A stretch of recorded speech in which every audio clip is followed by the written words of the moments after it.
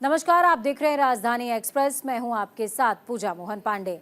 गुरुग्राम के सोना दौरे पर रहे हैं मुख्यमंत्री नायब सिंह सैनी। मुख्यमंत्री सैनी ने सुभाष बंसल से मुलाकात की है। सोना में सुभाष बंसल ने बीजेपी को समर्थन दिया है। नायब सिंह सैनी ने हरियाणा में जीत का दावा भी इस दौरान किया। हरियाणा में बीजेपी के मुकाबले में कोई नहीं, ये कहना था सीएम का।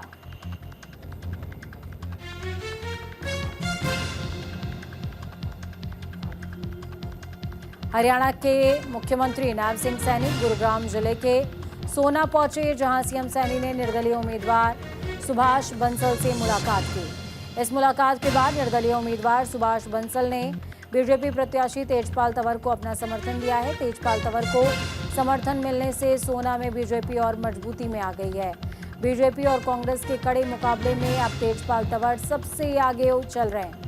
हरियाणा के मुख्यमंत्री नायब सिंह सैनी ने कहा, प्रदेश में भारी बहुमत से तीसरी बार बीजेपी की सरकार बनेगी और कांग्रेस की झूठ की राजनीति चलने वाली नहीं है। कांग्रेस दूर दूर तक नजर नहीं आ रही है।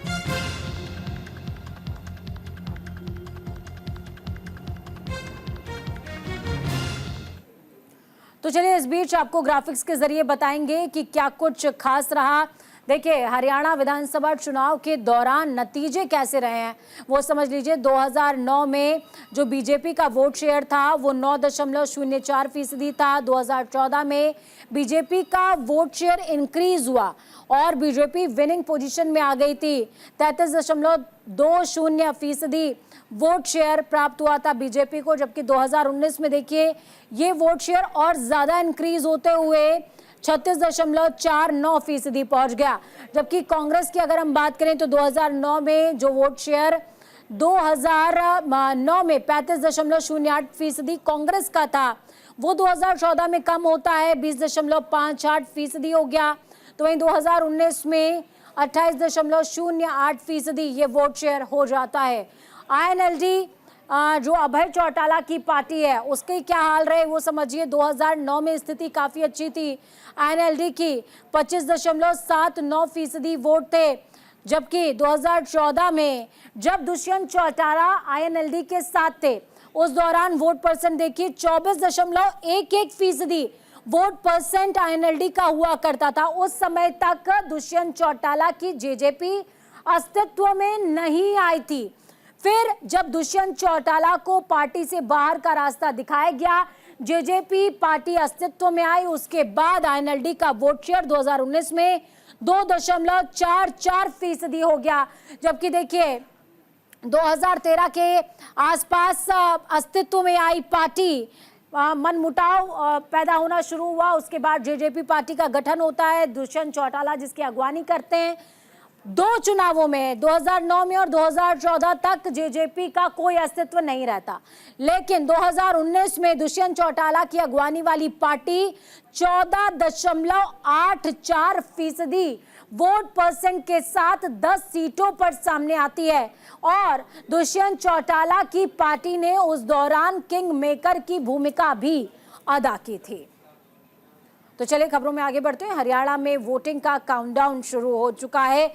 बीजेपी नेताओं ने पूरी ताकत झोंकनी शुरू कर दी है। इस बीच रोहतक दौरे पर रहे रविशंकर प्रसाद, पूर्व केंद्रीय मंत्री रविशंकर प्रसाद का बयान भी इस बीच सामने आया है। राहुल गांधी पर रविशंकर प्रसाद का कटाक्ष देखने को मिला है। हरियाणा में हुड्डा ही कांग्रेस है, ये कहना है रविशंकर प्रसाद का। राहुल गांधी को भी हुड्डा से लेनी पड़ती है इजाजत। हरियाणा विधानसभा चुनाव की उल्टी गिनती शुरू हो चुकी है। चुनाव प्रचार के मात्र 2 दिन बचे हुए हैं। 3 अक्टूबर की शाम को चुनाव प्रचार खत्म हो जाएगा। इसके बाद 4 अक्टूबर को उम्मीदवार डोर टू डोर लोगों से वोटों की अपील करेंगे, बात करेंगे, मुलाकात करेंगे। 5 अक्टूबर को हरियाणा में मतदान की प्रक्रिया देखने को मिलेगी और 8 अक्टूबर को रिजल्ट सामने आएंगे। आज और कल इन सभी राजनीतिक दलों की ओर से चुनाव प्रचार में जान झोंकी जा रही है।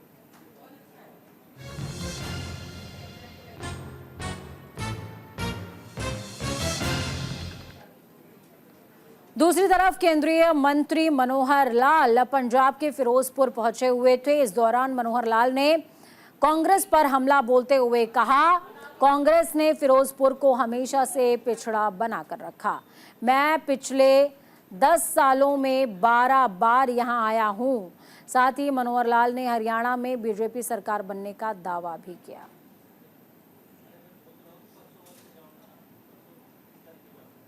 ये पहले भी एमएलए रहे हैं, इनको जिताने की अपील करने के लिए मैं आया हूं। और यहाँ जितने भी हमने विकास के काम कराए हैं 10 साल में, हम हले एक भी हमारे पास विधायक यहाँ नहीं कभी आया भारतीय जनता पार्टी का, लेकिन मैं तुलना करता हूं तो पूरे हरियाणा से ज्यादा काम यहाँ हुए हैं। और उसका कारण एक ये है कि कांग्रेस की सरकारों ने, ऐसे पहले और भी जो सरकारें रही हैं, उन्होंने इस इलाके को पिछड़ा बना के रखा। इस इलाके के लोगों को वोट बैंक इस नाते से ही, और वो समझते रहे, वोट लिया, भाग गए, कभी आए नहीं। मैं पिछले 10 साल में 12 बार यहाँ आया हूँ। मनोज जी, कितनी सीटें इस बार हरियाणा में आ रही है, क्या झिरका से कमल खिलेगा? भारतीय जनता पार्टी की पहली बात तो यह है कि क्लियर कट सरकार बनेगी और रिकॉर्ड कायम होगा, क्योंकि कोई एक पार्टी पहली बार यानी तीसरी बार 3 टर्म की सरकार होगी। कभी कांग्रेस ने सिर्फ 1 बार 2 टर्म की सरकार रही। इतने लंबे समय की कांग्रेस भी कभी यहाँ तीसरी बार सरकार नहीं बना सकी। भारतीय जनता पार्टी पहली बार हरियाणा में आई, दूसरी बार आई, और लगातार तीसरी बार आने का रिकॉर्ड ही भारतीय जनता पार्टी का बनेगा। और हाँ, सरकार जब बनेगी तो निश्चित रूप से मैं मान के चलता हूँ कि फिरोजपुर झिरका का हमारा जो प्रत्याशी है, ये यहाँ से बड़े मतों से और विधायक बनकर के हमारे पास आएंगे और विधायक बना करके यहाँ की जनता भेजेगी। आगे का काम हाईकमांड का है, हमारे मुख्यमंत्री का। इनको मंत्री पद का दायित्व जरूर दिया जाएगा। धर्म सिंह छोकर चरखी दादरी में कांग्रेस ने रैली की है। रैली को मल्लिकार्जुन खड़गे ने संबोधित किया। मल्लिकार्जुन खड़गे का बीजेपी पर कटाक्ष इस बीच देखने को मिला। भूपेंद्र सिंह हुड्डा ने प्रदेश में काम किया, बीजेपी को हरियाणा में कोई नहीं जानता।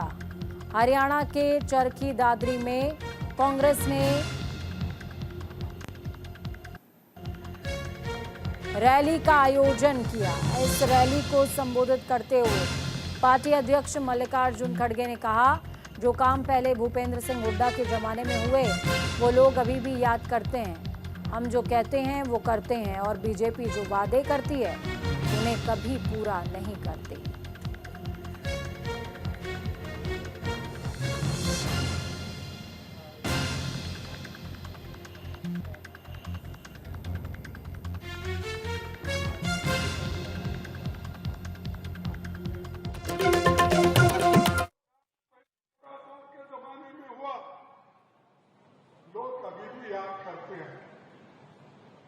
हम जो कहते हैं वो करते हैं, और ये लोग वायदा जो करते हैं वो कभी नहीं करते, झूठे बोलते बोलते बोलते रहते।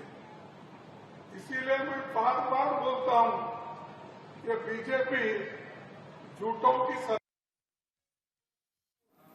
भिवानी में कांग्रेस की जनसभा देखने को मिली। जनसभा को प्रियंका गांधी ने संबोधित किया।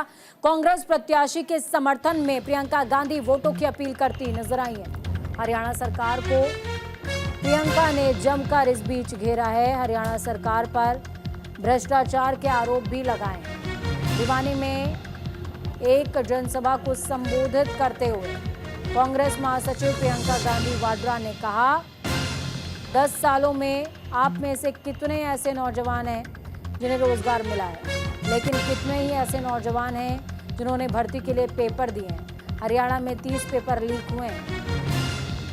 आप पेपर देते हो, पेपर लीक होता है, आपकी भर्ती नहीं होती, समय गुजरता रहता है, महीने गुजरते रहते हैं, साल गुजरते रहते हैं, रोजगार नहीं मिलता तो नौजवान भटकता है। आज हरियाणा में ड्रग्स की समस्या भी है, इसलिए क्योंकि यहाँ बेरोजगारी इतनी ज़्यादा हो गई है कि आपको बेरोजगार बनाने वाले कौन हैं? भाजपा के नेता हैं। आपके लिए पीएम मोदी और उनके नेता योजनाएं भी अग्निवीर जैसी लाते हैं। आपको अपनी वफादारी और अपने बेटे को देश के लिए शहीद करने पर ये मिल रहा है। हरियाणा में आप जहां जहां देखें अन्याय हुआ है।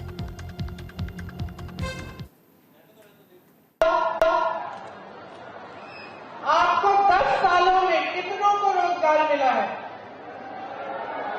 नहीं मिला है। आप में से कितने ऐसे नौजवान हैं जिन्होंने भर्ती के लिए पेपर किए हैं? की फीस देनी पड़ी, माँ बाप को ट्यूशन के पैसे इकट्ठे करने पड़े। आपको मालूम होगा हरियाणा में 30 पेपर लीक हुए हैं, 30। और इसमें क्या होता है, आप पेपर देते हो, पेपर लीक होता है, आपकी भर्ती नहीं होती। आप सोचते हो चलो मैंने पेपर दे दिया, आज नहीं तो कल भर्ती तो होनी है, कहीं और एप्लीकेशन नहीं देते हो। समय गुजरता रहता है, महीने गुजरते हैं, साल गुजरते हैं, आपकी भर्ती नहीं होती, आपको रोजगार नहीं मिलता। रोजगार नहीं मिलता तो नौजवान क्या करता है, भटकता है। आज अगर हरियाणा में ड्रग्स की समस्या है, चिट्टे की समस्या है, तो किस लिए है? क्योंकि बेरोजगारी इतनी हो गई है। और ड्रग्स की माफियाओं को संरक्षण देने वाले कौन हैं? भाजपा की सरकार देती है। आपको बेरोजगार बनाने वाले कौन हैं? भाजपा के नेता हैं जो स्कैम पे स्कैम कर रहे हैं। पूरी लिस्ट है स्कैमों की, जहां आप देंगे वहां पे घुस गया स्कैम।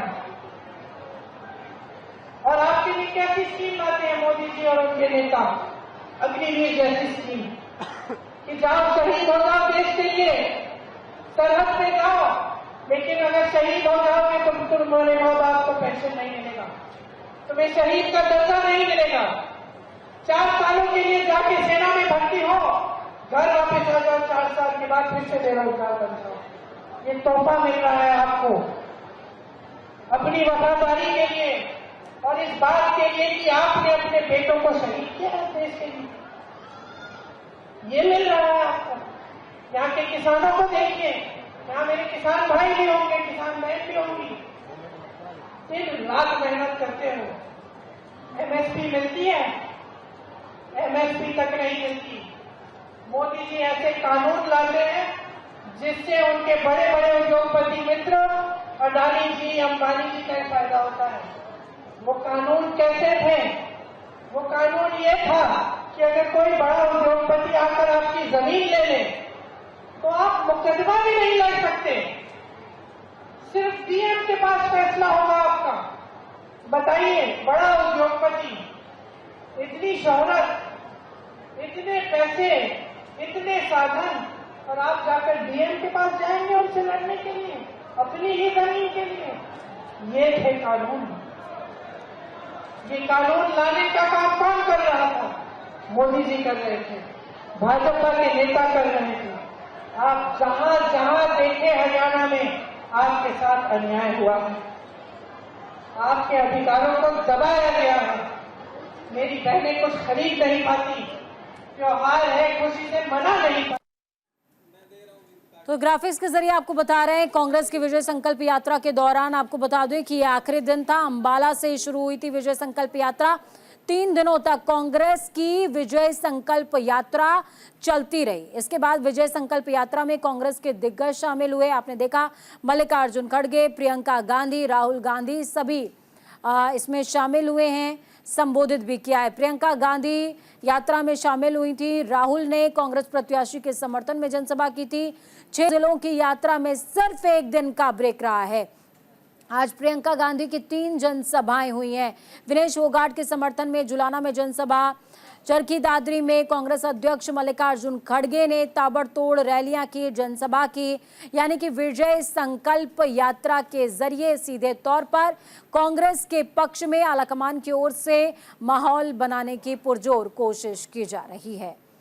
इस बीच देखिए, आपको बताते चलें कि लगातार सियासत चरम पर देखने को मिल रही है। सोहना के ताऊ देवीलाल स्टेडियम में कांग्रेस ने बदलाव रैली का आयोजन किया है। इस बदलाव रैली में मुख्य अतिथि कांग्रेस सांसद दीपेंद्र सिंह हुड्डा ने शिरकत की।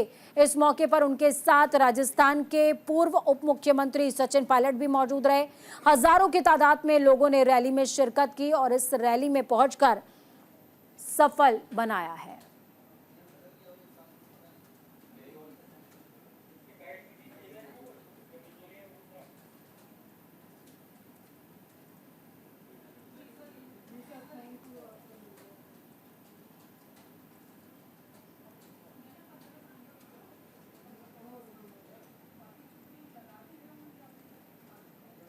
तो देखिए, हरियाणा चुनाव के लिए काउंटडाउन शुरू हो चुका है और इस बीच चुनाव से पहले पुलिस प्रशासन भी अलर्ट हो गया है। वल्लभगढ़ में चुनाव से पहले पुलिस की कार्रवाई देखने को मिली। पृथला विधानसभा से बीजेपी उम्मीदवार पर एक्शन हुआ है। टेकचंद शर्मा की गाड़ी से शराब पकड़ी गई है। गुप्त सूचना के आधार पर प्रशासन की कार्रवाई देखने को मिली। हरियाणा चुनाव में महज 3 दिन बचे हुए हैं। ऐसे में सभी पार्टियां जीत के लिए कई तरह के हथकंडे अपना रही हैं, लेकिन हरियाणा पुलिस भी चुनाव के मद्देनजर एक्शन मोड में है। गुप्त सूचना मिलने पर हरियाणा पुलिस ने पृथला विधानसभा से बीजेपी उम्मीदवार टेकचंद शर्मा पर कार्रवाई की। पुलिस ने टेकचंद शर्मा की गाड़ी की तलाशी ली, जिसमें से पुलिस को शराब मिली, जिसके बाद पुलिस ने शराब को जब्त किया और आगे की कार्रवाई में जुट गई है।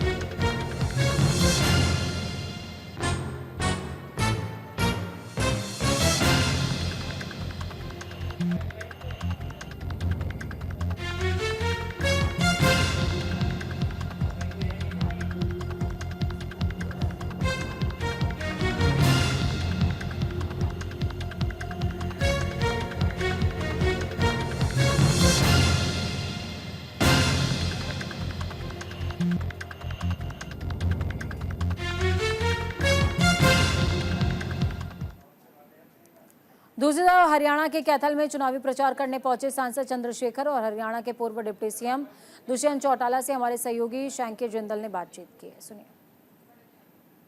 कि दुष्यंत चौटाला है, दुष्यंत चौटाला जी से जानते हैं। आज आप रैली के लिए यहाँ आए हो, तो आज पूरी जनसभा के अंदर तो किस तरह से देख रहे हो? मैं तो ये मानता हूँ जनता का प्यार है, आशीर्वाद है और परिवर्तन की राह पे जो हरियाणा चल रहा है उसके ऊपर जनता अपनी मजबूती के साथ जीती। तो हम उधर भी बात करेंगे। चंद्रशेखर आज़ाद हैं, 2 युवाओं का गठबंधन है। अगर आप देखें तो 2 युवाओं के गठबंधन को किस तरह से देख रहे हैं हरियाणा के अंदर दलित समाज को? हरियाणा का गठबंधन है तो विकास का। तो अगर दलित समाज की बात करें, एससी समाज की बात करें, तो आपकी तरफ एक तरफ से मुड़ता हुआ दिखाई दे रहा है, तो आप इसको किस तरह से देख रहे हैं? आप किस समाज से हैं? हाँ जी, आप किस समाज से? मैं तो अग्रवाल समाज से हूँ। तो मैं कोई सिर्फ दलितों की राजनीति करता हूँ क्या? नहीं, तो अगर हम बात करें तो छत्ती बिरादरी को साथ लेके चल रहे हो। मैं वही कह रहा हूँ ना, मैं तो सभी के लिए काम करता हूँ, लेकिन आपका कैमरा और आपका माइक वो पता नहीं क्यों चढ़ता नहीं ना उधर, वो सब एक जाति तक रहता है, पता नहीं क्या परेशानी है। हम तो सभी के लिए काम करते हैं। तो इनका कहना है कि हमारा जो काम है वो 36 बिरादरी के लिए है। हरियाणा के अंदर जो है वो 36 बिरादरी को साथ लेकर ही काम कर रहे हैं और 36 बिरादरी को ही साथ लेकर चल रहे हैं। 2 युवाओं का गठबंधन है। कैथल से न्यूज इंडिया के साथ शैंकी जिंदल की रिपोर्ट। पूरा देश राष्ट्रपिता महात्मा गांधी और भारत के दूसरे प्रधानमंत्री लाल बहादुर शास्त्री की जयंती मना रहा है। शिमला में राज्यपाल शिव प्रताप शुक्ला ने दोनों महान विभूतियों की प्रतिमा पर पुष्पांजलि अर्पित की। कांग्रेस प्रदेश अध्यक्ष प्रतिभा सिंह, शिमला के विधायक हरीश जनार्था सहित कई कार्यकर्ताओं ने उन्हें पुष्पांजलि अर्पित करते हुए राष्ट्र के प्रति उनके योगदान को याद किया है।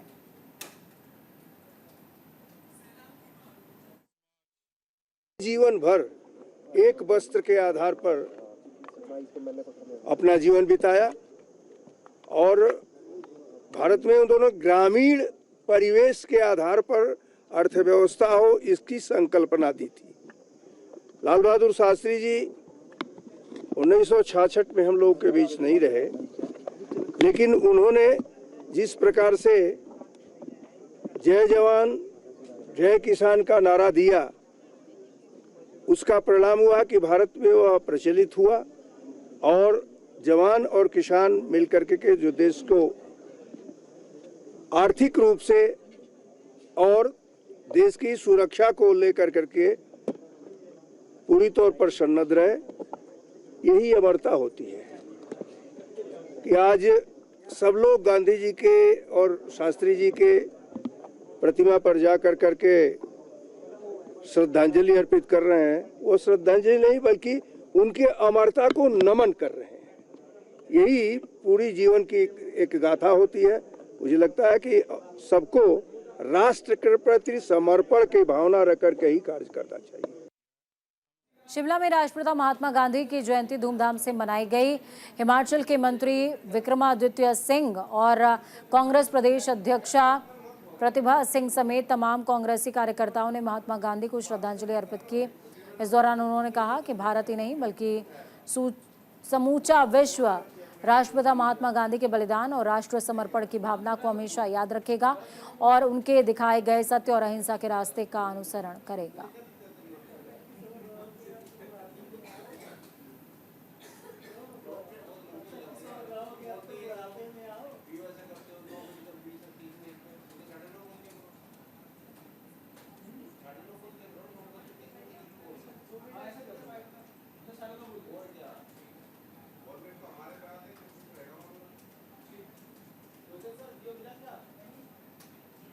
राष्ट्रीय पिता और साथ ही साथ भारतवर्ष के दूसरे प्रधानमंत्री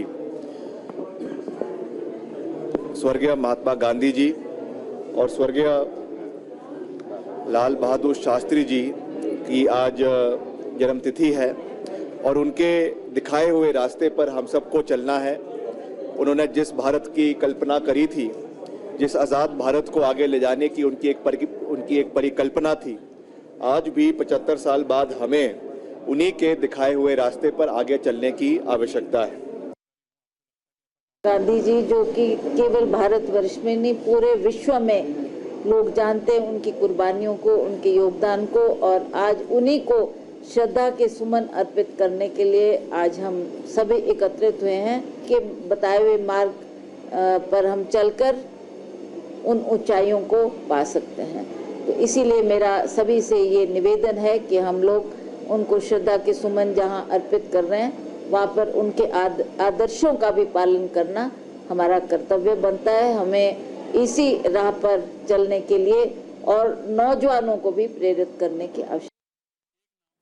दूसरी तरफ कैबिनेट मंत्री कुलदीप सिंह ने बीजेपी पर निशाना साधा है। कुलदीप सिंह धालीवाल का राम रहीम की फरले पर बयान सामने आया है।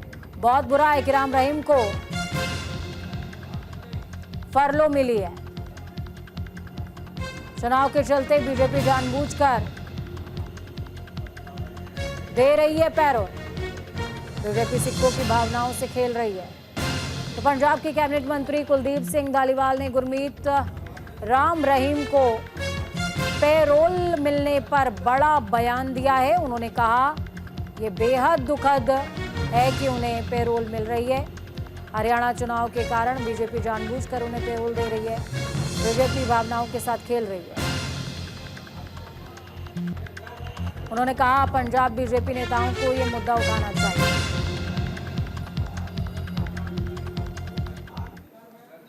राजधानी एक्सप्रेस में फिलहाल खबरों का सफर यहीं तक। बुलेटिन के उस पार ताज़ा अपडेट्स के लिए देखते रहिए न्यूज़ इंडिया, क्योंकि हम हैं राष्ट्र की आवाज़। नमस्कार।